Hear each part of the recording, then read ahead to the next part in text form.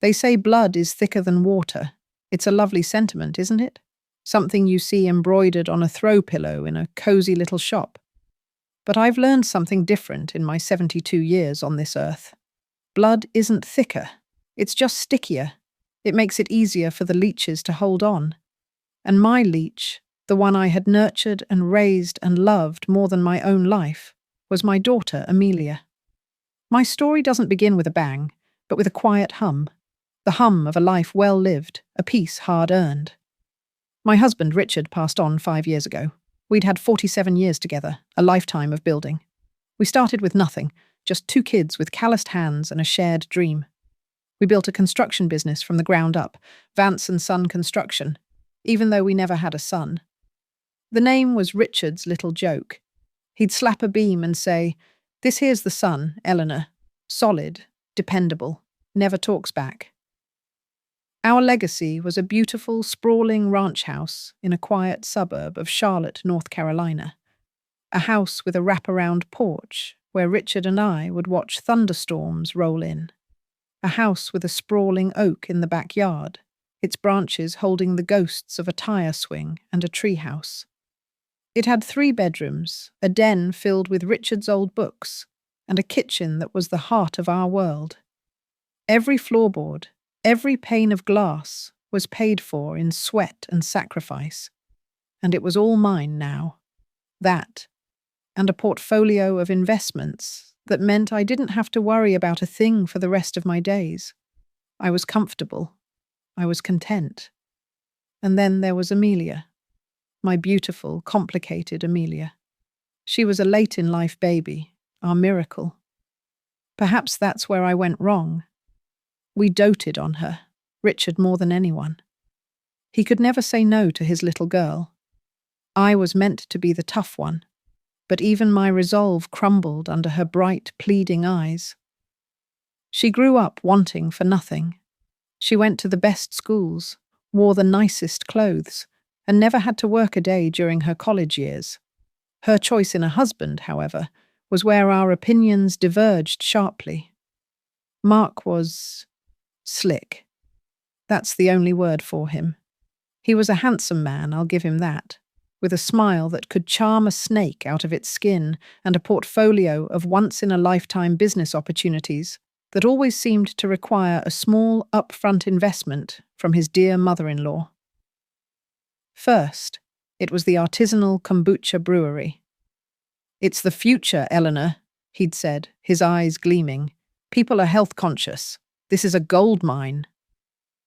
That gold mine cost me $20,000 and produced 300 bottles of what tasted like vinegar before the whole enterprise folded. Then came the subscription box for ethically sourced dog toys. Think of the market, Elle. Every millennial has a dog they treat like a child. 15,000 for that one. They never shipped a single box. Amelia was always his cheerleader, his defender. "You don't understand, Mum. Mark is a visionary. These things take time."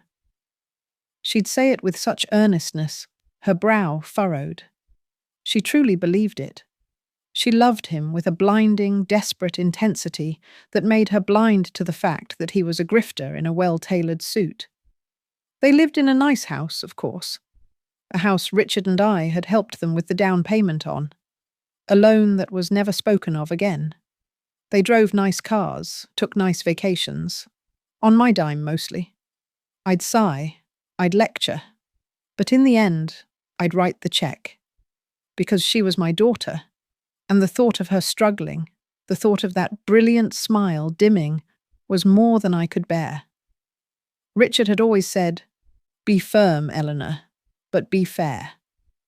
I was failing on the firm part, and I knew it. The beginning of the end started subtly. My main credit card went missing from my purse. I'm a creature of habit. The card lives in one specific slot in my wallet. One Tuesday, it was gone. I searched the house, my car, my coat pockets. I called the diner where I'd had lunch. Nothing. I felt a prickle of unease, that cold dread that only mothers feel. I called Amelia. "Honey, have you seen my visa?" The one with the picture of the waterfall on it. I think I might have left it at your house." Her voice was a little too high, a little too quick. "Oh, no, Mom, I haven't seen it. Are you sure you didn't misplace it? You know how you get sometimes." There it was, that gentle, condescending nudge. "You're old, Mom. You're forgetful." It was a tactic she'd picked up from Mark. It made my teeth ache. "I'm perfectly aware of where I keep my things, Amelia. Please, just look around for it." "Of course, Mom. I'll look right now." I waited. A day passed. 2 days. I called again. She said she'd looked everywhere. I sighed and did what any sensible person would do. I called the bank to cancel the card and have a new one issued. I spoke to a very pleasant young woman named Sarah. "Certainly, Mrs. Vance. I can cancel that for you immediately. I'm just looking at the recent activity to make sure there are no fraudulent charges you need to dispute. I see a few standard ones. Groceries, the pharmacy." "Oh my." Her voice changed. The professional pleasantness was replaced by a note of genuine surprise. "Oh my," she said again. "What is it, Sarah?" My heart started a slow, heavy drumbeat against my ribs. "Well, Mrs. Vance, there's a charge from yesterday. It's quite substantial. It was flagged for review, but it went through. It's for $78,450. The line went quiet. I could hear the blood roaring in my ears. $78,000. I hadn't spent that much money in one go in my entire life, not even on the business. "From where, Sarah?" I managed to ask, my voice a dry whisper. "A car dealership, Ma'am. Majestic Motors of South Charlotte." My mind raced, trying to make sense of it. A mistake? A computer glitch? No. Deep down, in that dark, maternal part of my soul, I already knew. I knew who had my card. I knew who had made the charge. But my heart, that foolish, stubborn organ, refused to believe it. "Thank you, Sarah," I said, my voice sounding distant and strange to my own ears. "Please cancel the card." I hung up the phone and sat in Richard's old leather armchair, the one that still smelled faintly of his pipe tobacco. I sat there for a long time, the silence of the house pressing in on me. Then I put on my coat and drove. Majestic Motors was one of those places with more glass than wall, and flags that whipped in the wind.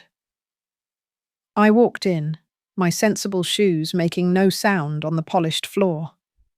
A young man with too much gel in his hair and a blindingly white smile approached me. "Can I help you, Ma'am?" "I'm looking for the car that was purchased yesterday on a Visa card belonging to Eleanor Vance." His smile faltered for a second. He tapped on his computer. "Ah, yes. The Mustang Mach-E GT. A beautiful machine. Electric, you know. All-wheel drive. A real beast." "Who picked it up?" I asked, my voice dangerously calm. "Let's see. The purchase was authorized by the cardholder, but the vehicle was registered to and collected by a Mr. Mark Peterson." Mark, of course. I drove to their house, a tidy colonial on a street where all the lawns were perfectly manicured, and there it was, parked in their driveway, gleaming under the afternoon sun like a monument to my own foolishness. It was a shocking, electric blue, a boastful, arrogant colour. It didn't belong there. It was so new it still had the temporary tags in the window. I didn't ring the doorbell. I didn't want to hear the lies. I just sat in my car across the street and watched. About an hour later, they came out. Mark was strutting like a peacock, dangling the keys. Amelia was clinging to his arm, looking up at him with that adoring, idiotic gaze. He opened the passenger door for her, then walked around to the driver's side, patting the hood like it was a prized racehorse. They pulled out of the driveway, the electric engine making a futuristic alien whir. They drove right past me.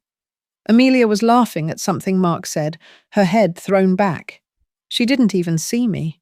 It was like I was invisible, a ghost, A bank account. That was the moment the grief in my heart curdled into something else.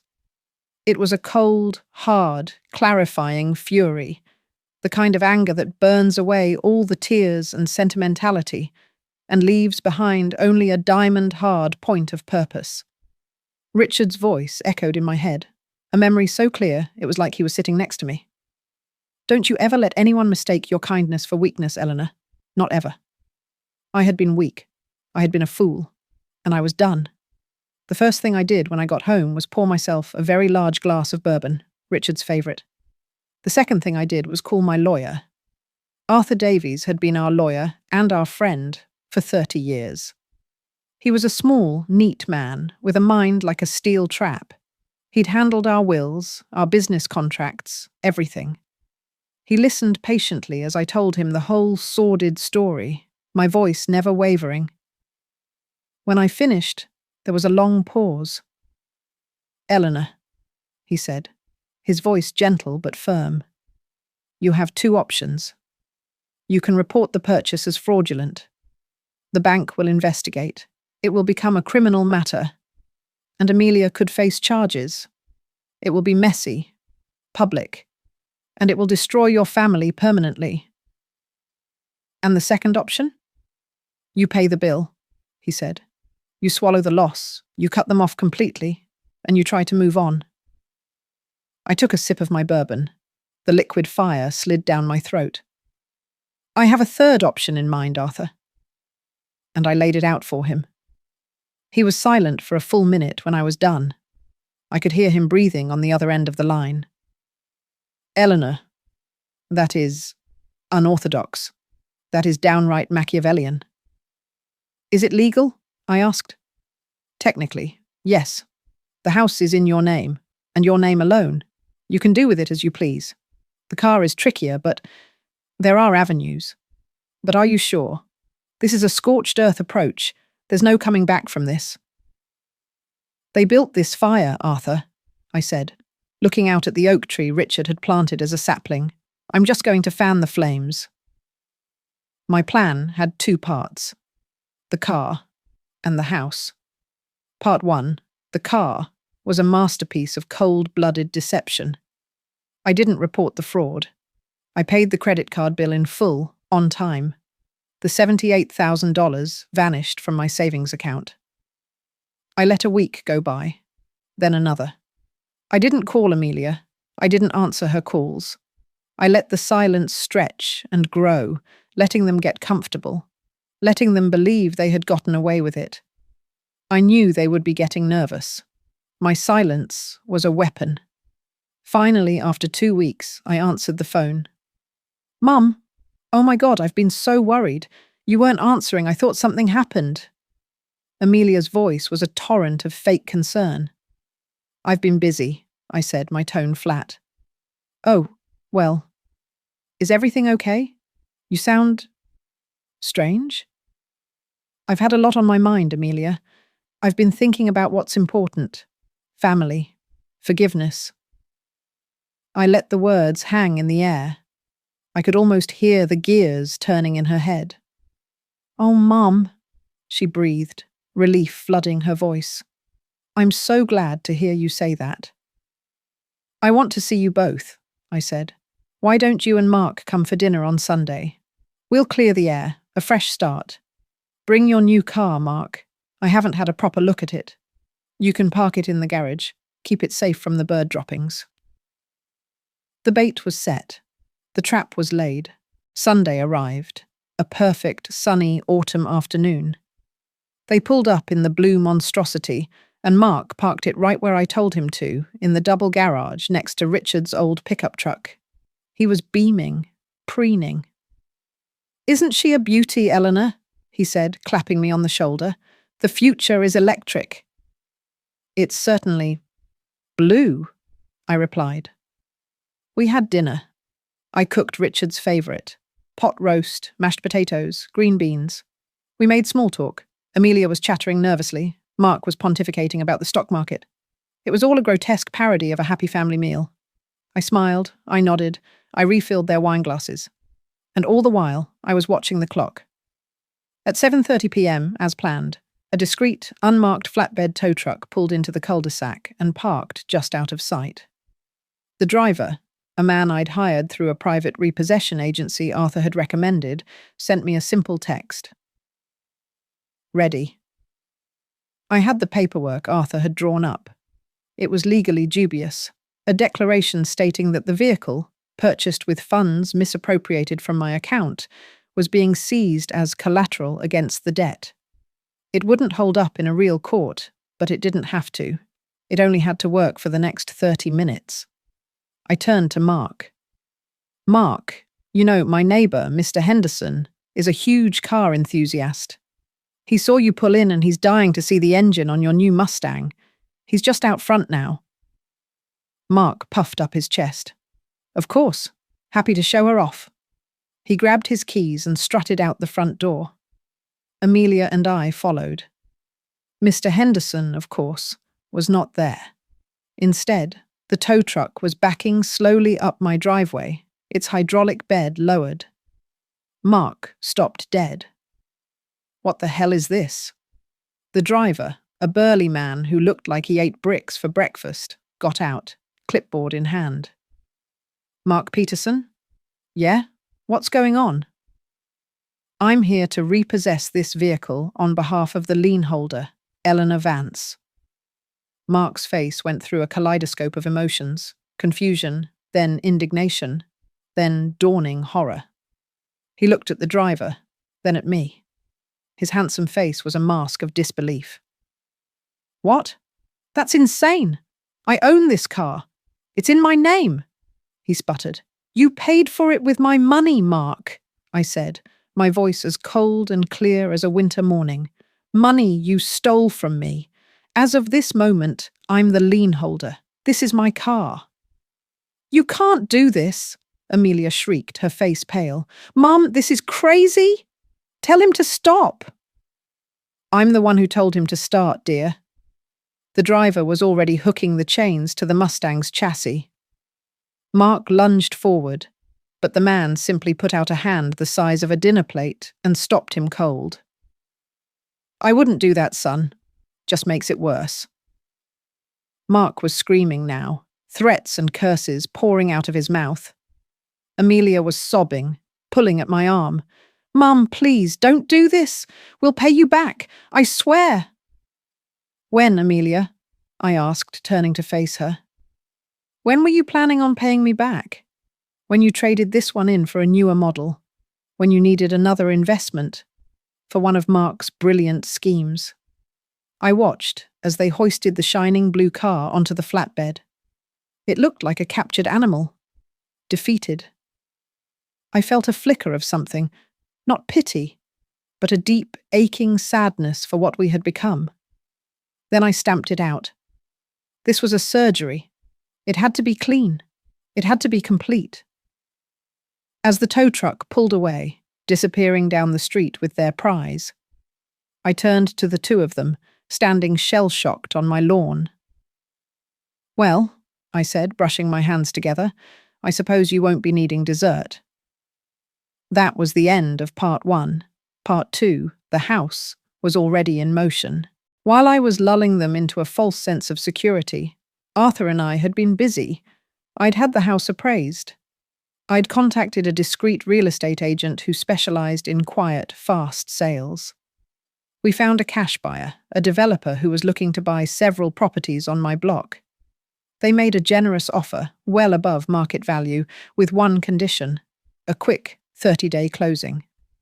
I signed the papers 3 days before that final Sunday dinner. After the tow truck left, I led them back inside. Amelia was weeping uncontrollably. Mark was pacing like a caged tiger, his face purple with rage, still muttering threats about lawyers and lawsuits. Sit down, I said. They both ignored me. I said, sit down! My voice cracked like a whip, a tone I hadn't used since Amelia was a teenager. They both flinched and sat on the sofa. I walked over to the mahogany sideboard and picked up 2 envelopes. I placed them on the coffee table in front of them. What's this? Mark sneered. A bill for dinner? In a way, I said. I sat in Richard's armchair, the seat of my power. The first envelope is a bill. It's for $78,450. It's also a promissory note, legally drafted by my lawyer. It outlines a repayment plan. Should you choose to sign it, I will not press criminal charges for fraud and theft. Mark just laughed, a bitter, ugly sound. You wouldn't dare. She's your daughter. Don't test me, Mark. You have no idea what I dare. My gaze shifted to Amelia. Her eyes were red and swollen, and for the first time, I saw a flicker of genuine fear in them, the fear of real consequences. And the second envelope? She whispered. That, I said, is a copy of a 30-day notice to vacate the premises. Amelia looked confused. What premises? What are you talking about? Mark snatched the envelope and ripped it open. He read the legal document, his eyes scanning faster and faster. The colour drained from his face. He looked up at me, his mouth hanging open. This is a joke, he stammered. This is a notice to vacate our house. You can't do that. We have a mortgage. Oh, you still have a mortgage, I said calmly. You absolutely have a mortgage payment that will be due on the 1st of the month.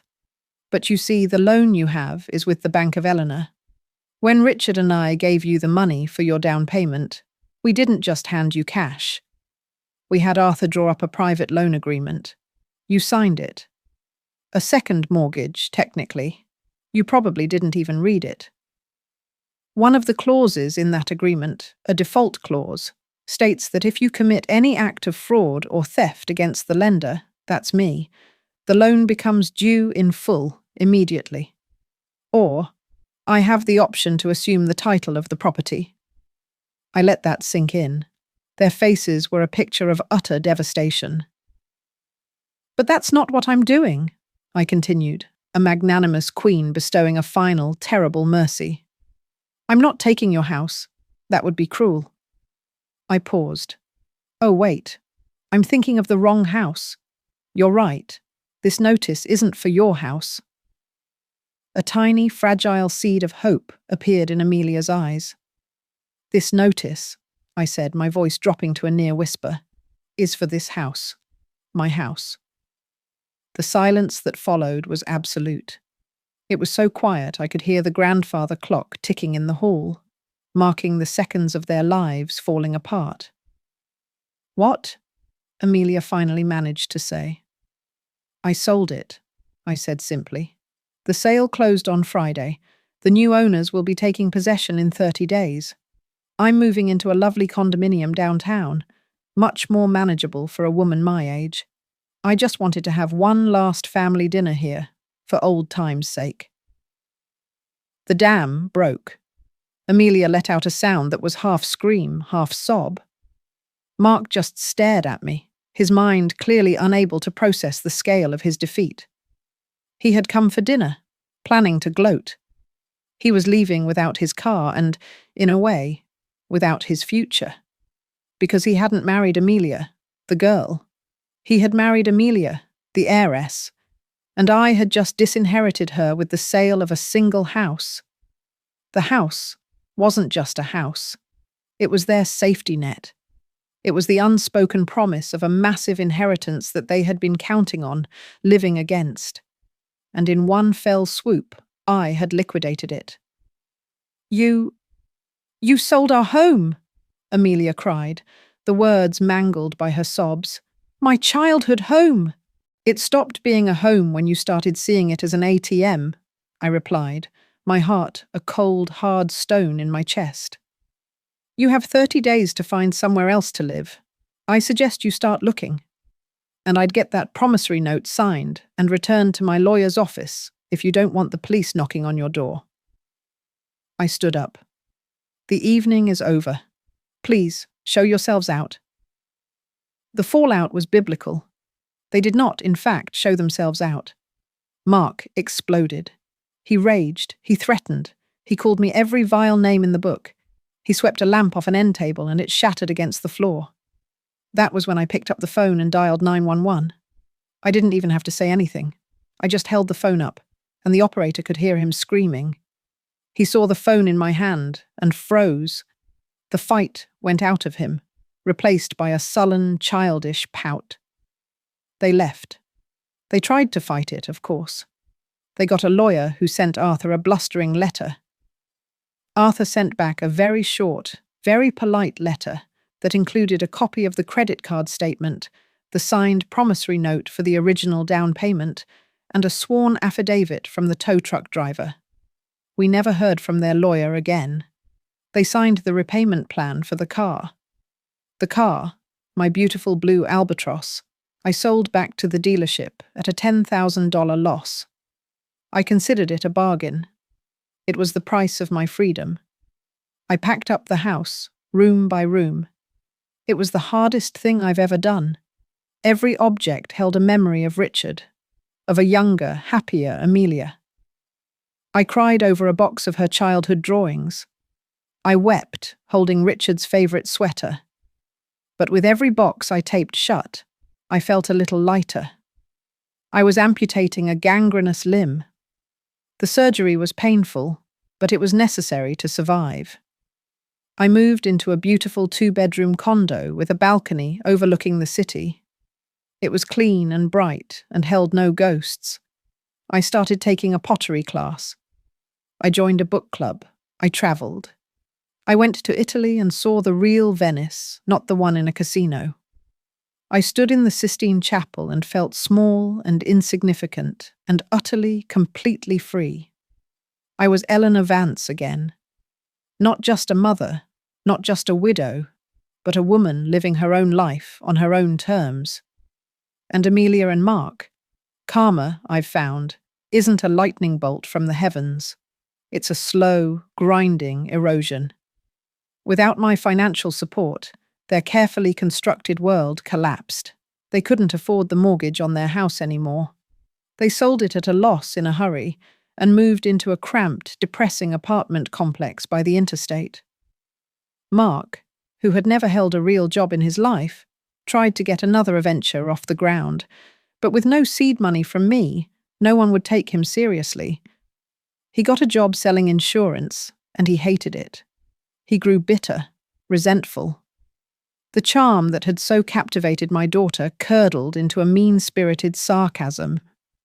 Amelia had to go to work for the first time in her adult life.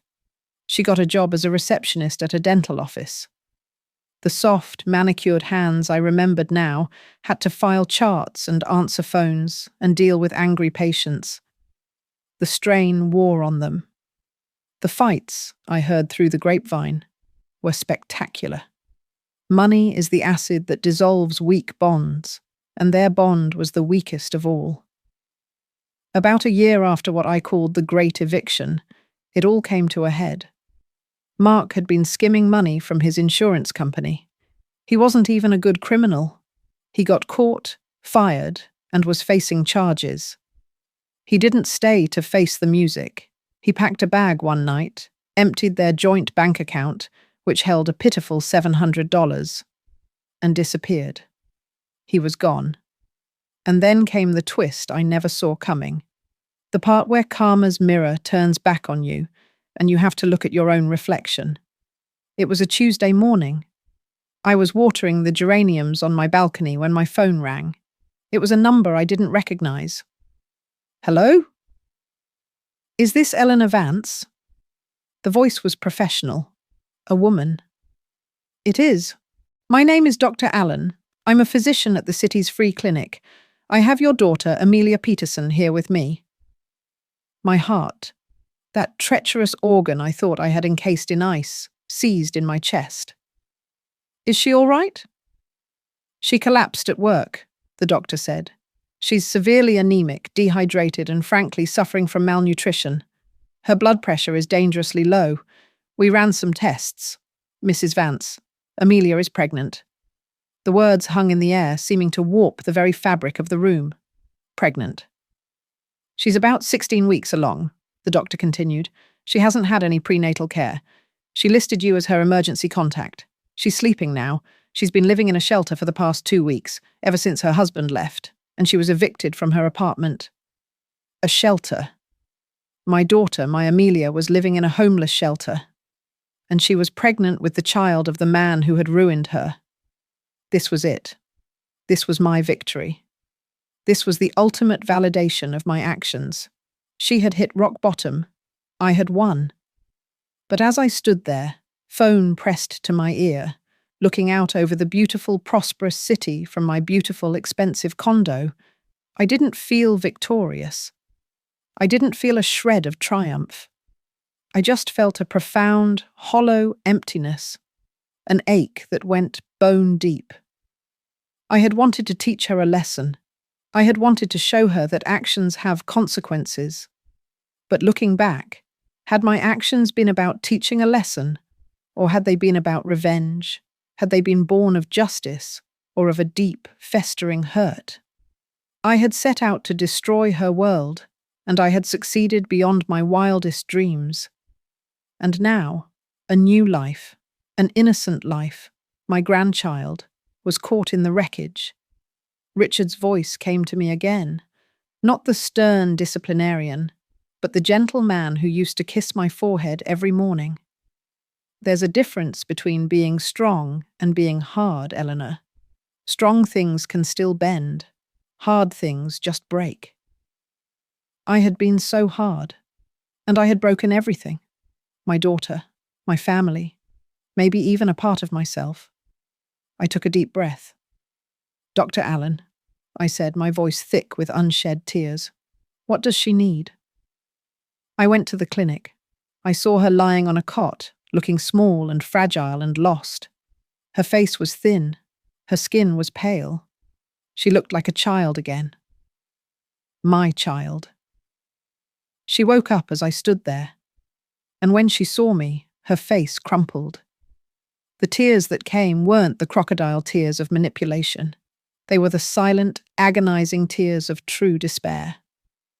"Mum," she whispered, her voice cracking. "I'm so sorry." 3 words I had longed to hear, but now they just sounded like the cry of a wounded animal. I didn't fix everything. I didn't hand her a credit card. I didn't buy her a condo. The lessons had to stick. But I paid for a small, clean, furnished apartment for her in a safe building, a month-to-month lease. I filled its refrigerator with groceries. I found her a good obstetrician and paid for the first visit. I set her up with a therapist who specialized in toxic relationships. I laid out the rules. She had to keep going to therapy. She had to get a new job when she was able. She had to learn to stand on her own 2 feet. This wasn't a handout. It was a hand up, a final one. My revenge was complete, but my story wasn't over. Now there is a new chapter. It's quiet and uncertain. Sometimes Amelia and I have coffee. The conversation is stilted, awkward. We are 2 strangers trying to rebuild a bridge over a canyon of hurt. I don't know if we will ever find our way back. The trust, the effortless love, is gone forever. A casualty of a blue Mustang and a sold house. And in 5 months, I am going to be a grandmother. I will look into the face of my grandchild, a child who will carry my blood and the blood of the man who hurt us so deeply, and I will have to find a way to love them. I will have to find a way to be strong, but not hard. They say you reap what you sow. I sowed the seeds of a righteous biblical revenge, and I reaped a victory that felt exactly like a loss. I got my money back. I got my pound of flesh. But I lost my daughter along the way. And now I'm just an old woman in a new condo, with a lot of memories and a checkbook, trying to figure out if you can ever truly buy back what you've so thoroughly and deliberately thrown away.